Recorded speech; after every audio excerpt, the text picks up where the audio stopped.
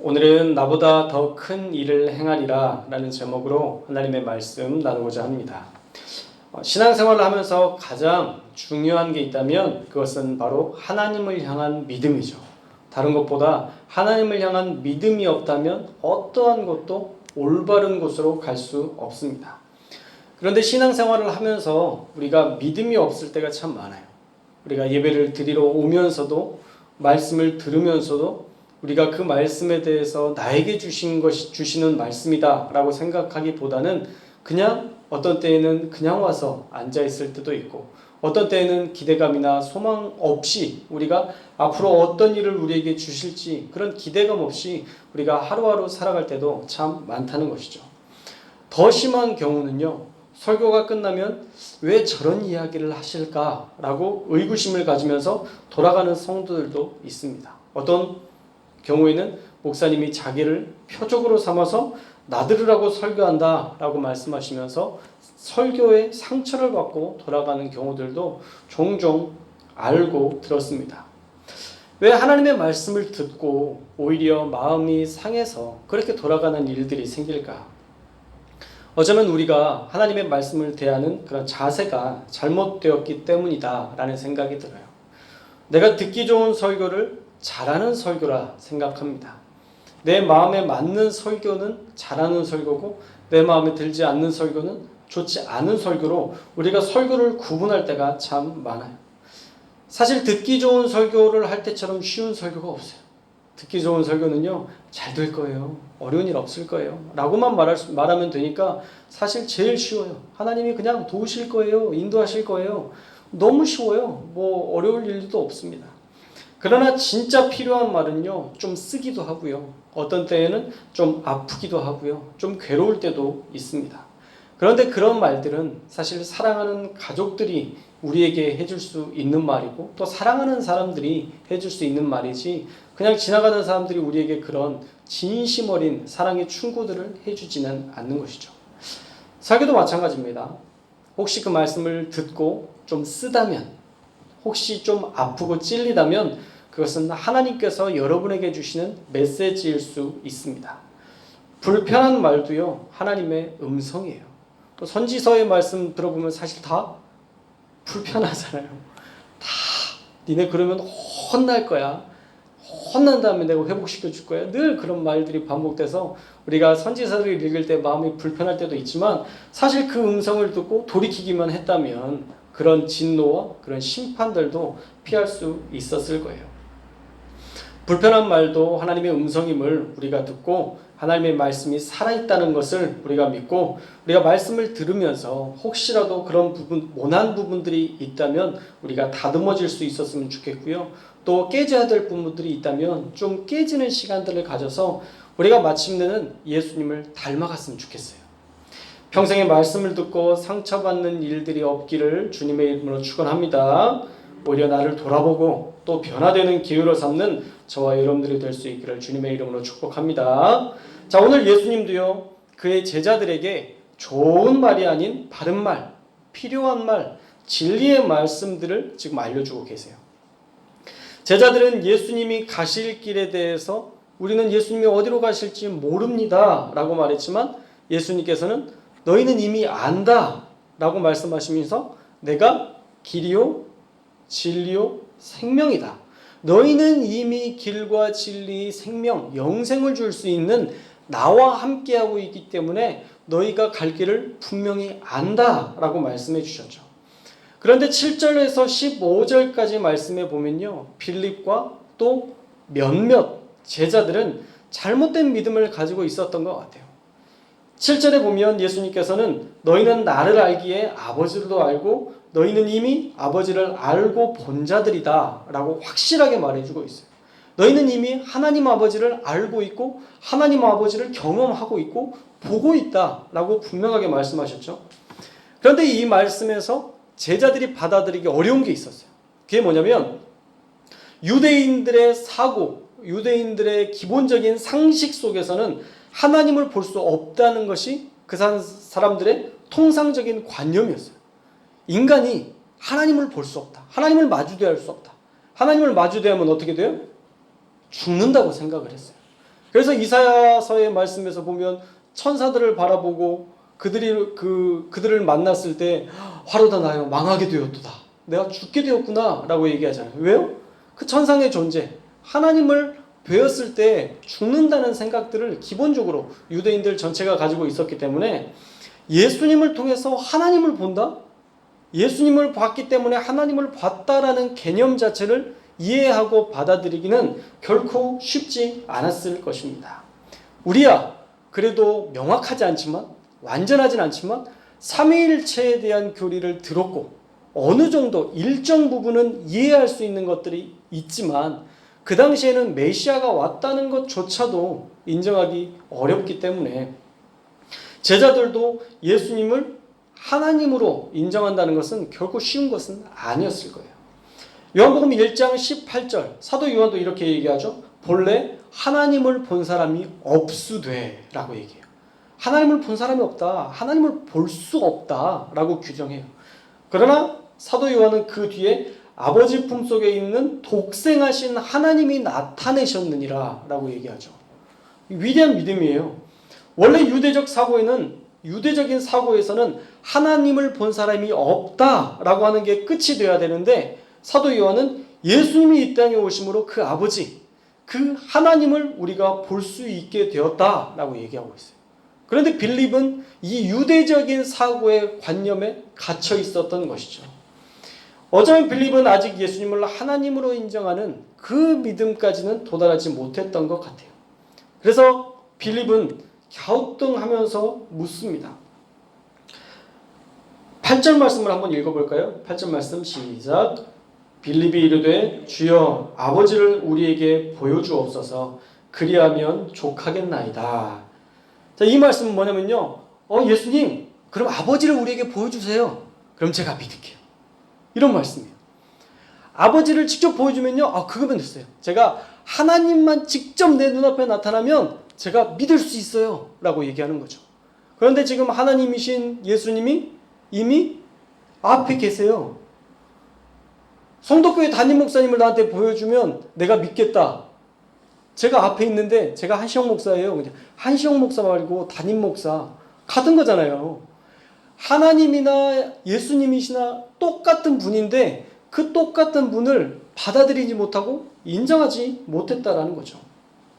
그때 예수님께서는 단호하게 말씀하십니다.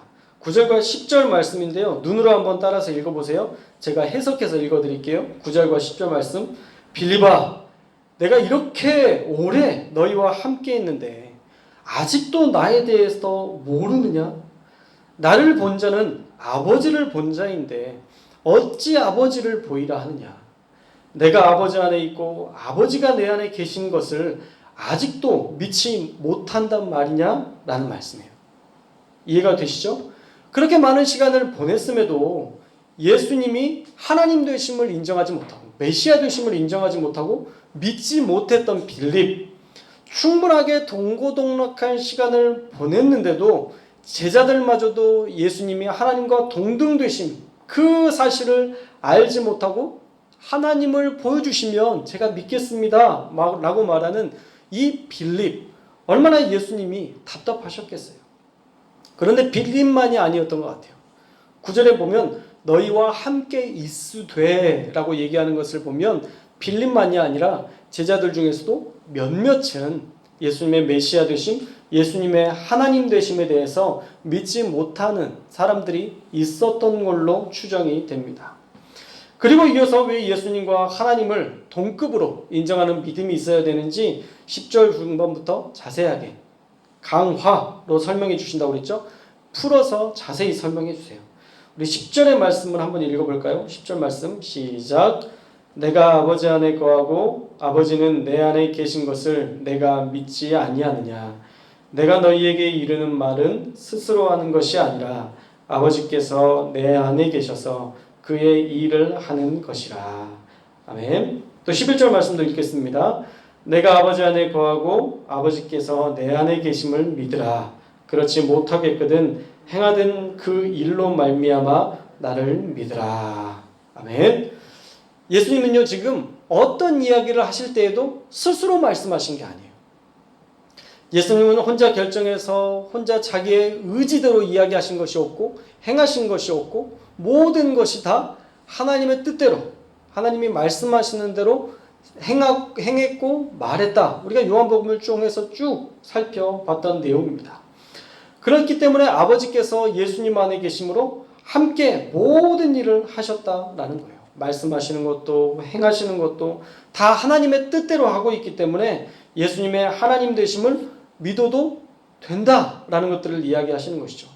그러니 11절 내가 아버지 안에 거하고 아버지께서 내 안에 계심을 믿으라 라고 얘기하고 있어요. 이것이 바로 삼위일체의 교리입니다. 하나님이 예수님 안에 계시고 예수님이 하나님에 계시는 하나님 안에 계시는 사실은 이 논리가 우리 머릿속으로는 이해가 잘 되지 않아요. 그렇죠? 어떻게 내가 이명미 사모 안에 있고 이명미 사모 안에 내가 있고 이건 그냥 사실 어떻게 보면 말로는 이해시킬 수 있지만 실제 우리의 상식선에서는 이해하기가 정말 어려운 부분입니다. 그러나 믿음의 눈으로 보면요. 하나님이신 그분이 이 땅 가운데 친히 내려오셨다는 이 사실로만 우리가 이해하고 인정하고 바라보면 훨씬 더 쉽게 볼 수 있는 것이죠. 하나님의 아들이신 그분이 우리 안에 오셔서 우리와 함께 계셨다는 거예요.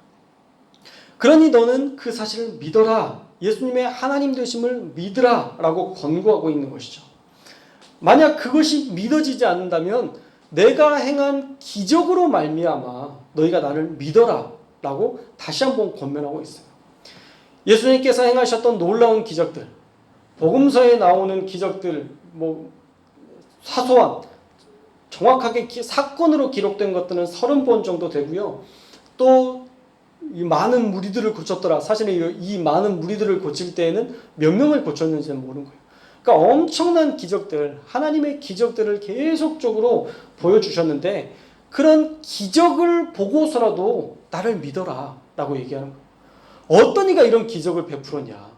이런 기적을 베풀었다면 그 사람이 하나님의 능력을 가진 자 아니겠냐. 이 기적을 통해서라도 나를 믿어라 라고 이야기하는 것입니다. 정말 이 기적을 믿으라는 말이 아니라 어떻게든 무엇을 통해서든 예수님의 하나님 되심을 믿어라 라고 이야기하는 것이죠. 그러면서 믿음이 왜 중요한지 12절에 이야기합니다. 우리 12절 말씀도 함께 읽겠습니다. 12절 말씀 시작. 내가 진실로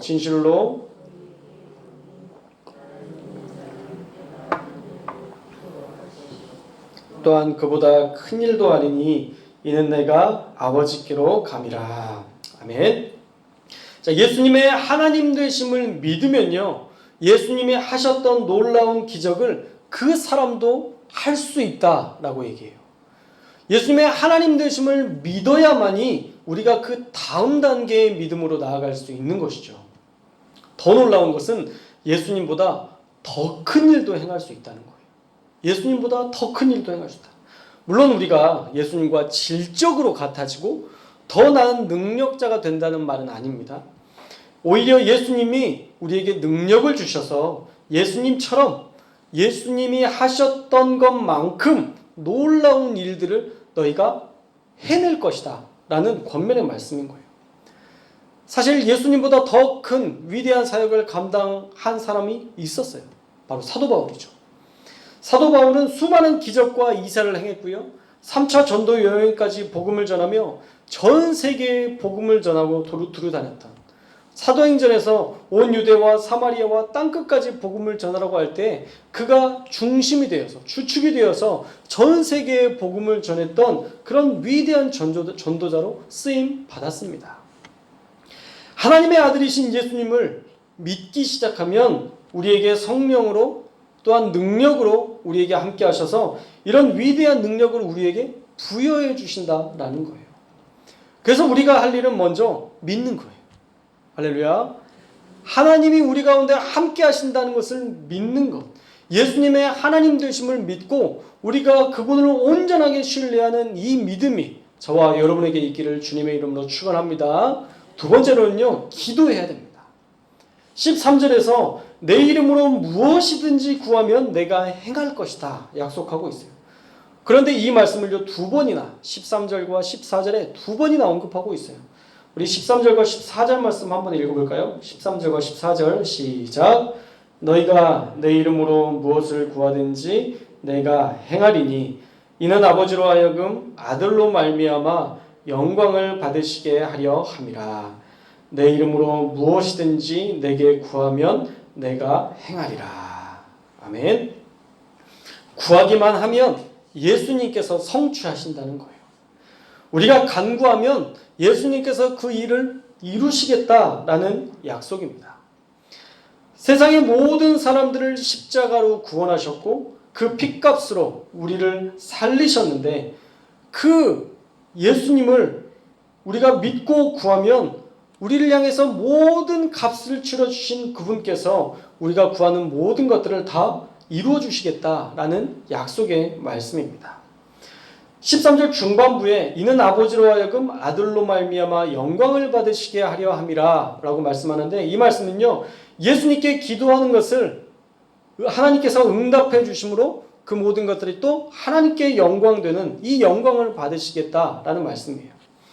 예수님의 응답하심이 하나님께 영광되는 일이다라는 말씀이죠. 즉 예수님과 하나님이 한 분이라는 것을 분명하게 드러내시면서 모든 기도 내가 다 응답해 주면서 하나님께 영광 돌리는, 하나님께만 영광되는 일들 내가 보여주겠다라고 말씀하고 있어요. 자, 우리가 믿는 마음으로 14절 말씀 한 번 더 읽겠습니다. 14절 시작. 내 이름으로 무엇이든지 내게 구하면 내가 행하리라. 아멘. 예수님의 이름으로 무엇이든지 구하면 하나님께서 행하십니다. 요즘 우리 교회 기도 제목들이 정말 많아요. 계속 우리가 아픈 성도들이 많이 생기고 또 저도 아프네요. 그래서 저도 어제 아프자마자 막 손을 얹고 기도했어요. 하나님 지켜주시라고. 하나님께서 선한 길로 인도하셔서 빨리 낫게 해달라고. 최소한 예배 드릴 수 있도록 하나님 힘을 달라고. 하나님 앞에 그렇게 먼저 기도했어요. 먼저 다른 것들을 치료하고 막 이걸 하기보다 하나님 앞에 먼저 모든 것들을 맡기는 기도를 드렸습니다. 그래서 이렇게 걸어 다닐 수 있는 거예요. 저번에도 한번 말씀드렸지만 은퇴할 날이 얼마 안 남아서 그런가 봐요. 자꾸 아프네요. 많이 기도해 주시기 바랍니다. 우리가 하나님을 믿는 믿음으로 살아가면요 하나님은 일하세요. 아픈 우리 성도들 가운데 하나님이 완전하게 낫게 될 것을 저는 목표로 하고 기도하고 있어요. 적당히 낫는 거 말고 하나님이 완전히 낫게 하셔서 정말 그분을 통해서 많은 귀한 간증을 통해서 하나님 정말 살아계시구나, 하나님 정말 역사하시는구나를 정말 많은 사람들에게 간증하는 도구로 쓰임받게 해달라고 저는 매 순간 그렇게 기도하고 있습니다. 어떤 때는 의심이 되기도 했는데요, 어느 순간 제가 그 의심을 완전히 내려놓기로 결정했어요. 일을 하시고 안 하시고는 하나님 몫이고 하나님을 믿는 믿음은 우리 몫이거든요. 근데 우리가 이 가득 찬 만큼의, 이 물이 가득 찬 것처럼 가득 찬 만큼 믿고 구하면 하나님께서 그만큼 부어주실 텐데, 절반 먹고 다 까먹고 아이고 이거밖에 없네, 내 믿음이 이거밖에 없네 이러면 하나님도 채우실 것들이 별로 없어요. 다윗처럼 기도했으면 좋겠어요. 다윗이 밧세바를 통해서 낳은 아들, 그 아들을 살려주십사 기도했을 때 정말 금식하면서 밥도 안 먹으면서 그 아이가 살아날 수 있도록 계속 기도했잖아요. 이루어질 때까지. 그러나 그것이 이루어지지 않았을 때는 툴툴 털어버리고 하나님의 계획하심이 있을 거라는 것을 믿고 다시 음식을 먹고 자기의 일들을 감당했던 그 모습이 사실은 우리 신앙생활의 자세여야 하는 것 같아요. 불가능해 보여도 끝까지 기도하는 것, 그건 우리 몫이에요. 불가능하다고 포기해버리면 그 일은 절대 이루어질 수 없어요. 불가능해 보여도 끝까지 기도하면요 하나님은 또 다른 방법으로 일하세요. 또 다른 하나님의 역사들과 능력들을 우리에게 보여주세요. 그러나 기도하지 않으면 끝인 거예요. 더 이상은 아무것도 아닌 거예요. 바라기는 저와 여러분이 끝까지 기도하는 그 한 사람들이 될 수 있기를 주님의 이름으로 축원합니다. 하나님이 약속도 하셨잖아요. 기도하면 다 행해 주시겠다. 이런 엄청난 특권도 우리에게 부여해 주셨잖아요. 예수님께서 친히 이루시겠다는 이 약속의 말씀을 저와 여러분들이 꼭 믿을 수 있었으면 좋겠습니다. 그리고 마지막으로 세 번째, 주님을 온전히 믿고 따를 수 있는 방법은 계명을 지키는 것인데 그 계명을 어떻게 지켜야 되느냐? 사랑으로 지켜야 된다 말씀하고 있어요. 우리 15절의 말씀 함께 읽겠습니다. 15절 말씀 시작. 너희가 나를 사랑하면 나의 계명을 지키리라. 아멘. 자, 사실 오늘 말씀에서 가장 중요한 핵심은요 15절이에요. 바로 사랑이라는 거죠. 고린도전서 통독을 해보니까 은사를 12장에서 이야기합니다. 은사장이죠. 이런 은사가 있고 이런 각양 은사가 있다. 그런데 더 중요한 게 있다 라고 얘기하면서 13장 고린도전서 13장 사랑장을 이야기해요. 그 어떤 은사가 있어도 사랑이 없으면 아무것도 아니래요. 울리는 꽹과리 진 것 같아요. 듣기 싫은 거예요. 그건 노이즈인 거예요. 정말 중요한 것은 사랑이다 라고 얘기하고 있어요. 은사보다 사랑이 더 중요한 것임을 강조하는데 그렇다고 해서 은사가 의미 없는 게 아니에요. 사랑으로 말미암는 은사가 있어야 된다는 거죠. 사랑으로 말미암는 은사가 있으면 그게 능력이 되고 힘이 되는 거예요. 사실 예수님을 사랑해야 예수님이 하나님과 동일하시다는 이 삼위일체의 진리를 이해할 수 있고 믿을 수 있어요. 그리고 그 사랑하는 예수님께 기도하면 응답될 것이라는 그 믿음도 우리에게 생길 수 있게 되는 것이고요.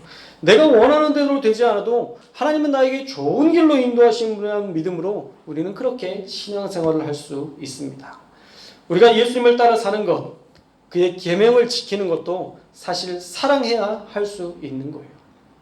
여러분이 이 예배 자리에 나오는 것도 정말 사랑이 없으면 할 수 없는 겁니다. 의무감으로 할 수 있을까요? 저는 그렇지 못하다고 생각해요. 여러분 의무감으로 1시간씩 교육받으라고 하면요 힘들어요. 아마 요양보호사 우리 집사님도 요양보호사 하실 텐데 일주일에 한 번씩 교육받으라고 하면 힘들걸요. 강사도 또 맨날 똑같아. 강사나 자주 바뀌어야지. 강사도 똑같으면 아마 지겨울 거예요. 그런데 여러분들은 하나님을 사랑하기 때문에 이 자기를 지키고 있고 이 1시간 동안의 말씀을 들으면서 다시 마음을 재정비하고 또 하나님 앞에 늘 가까이 가려고 부단히 애쓰고 있잖아요. 이건 사랑이 없으면 못하는 거예요. 축복합니다. 하나님을 사랑하는 마음으로 나온 여러분에게 하나님께서 정말 위대한 오늘 14절 말씀처럼 구하면 모든 것 행하시는 역사 경험할 수 있기를 주님의 이름으로 축복합니다. 자, 오늘 말씀을 통해서 우리가 빌립처럼 의심하는 마음을 버릴 수 있기를 축복해요. 저와 여러분이 의심하는 마음은 다 버려버리고 오직 하나님을 믿는 믿음으로만 한번 기도해 보셨으면 좋겠어요. 상황은 계속 안 좋아지죠. 상황은 계속 좋지 않은 곳으로 나아갈 수 있어요. 사단이 우리를 공격하고요. 또 우리의 상황과 환경이 그렇게 한 번에 좋아지지 않을 그런 환경에 처할 수도 있어요. 그렇지만 우리의 목적지는 뭐예요? 응답이에요. 우리의 목적지가 응답이 되어야지 우리의 목적지가 의심이 되어서는 안 된다는 거예요. 저와 여러분이 하나님을 믿는 그런 믿음으로 나아갈 수 있기를 주님의 이름으로 축복합니다. 그러면 하나님이 이루시겠대요. 우리가 해야 된다면 어려워요. 우리의 질병들을 우리 스스로 낫게 하려면 힘들어요. 그런데 하나님이 하시면 아무것도 아닌 거예요. 우리를 창조하신 분이 우리를 치유를 못 하시겠어요? 얼마든지 하시죠. 영원한 생명을 주시는 분이 우리의 육신의 생명을 선하게 인도하시지 못하시겠어요? 당연히 하나님은 모든 것이 능하신 분이기 때문에 우리가 기도하는 모든 것 다 선한 길로 인도하실 줄 믿습니다. 그 응답하심을 얻으면 우리가 사랑으로 해야 되는 거예요. 전심으로 주님을 사랑하는 마음으로 이 일들을 감당할 때에 오늘 약속하신 말씀처럼 예수님보다 더 큰 일도 이룰 수 있는 그런 믿음의 사람이 될 줄로 믿습니다. 기도하고 믿고 사랑으로 행하는 저와 여러분들 될 수 있기를 주님의 이름으로 축복합니다.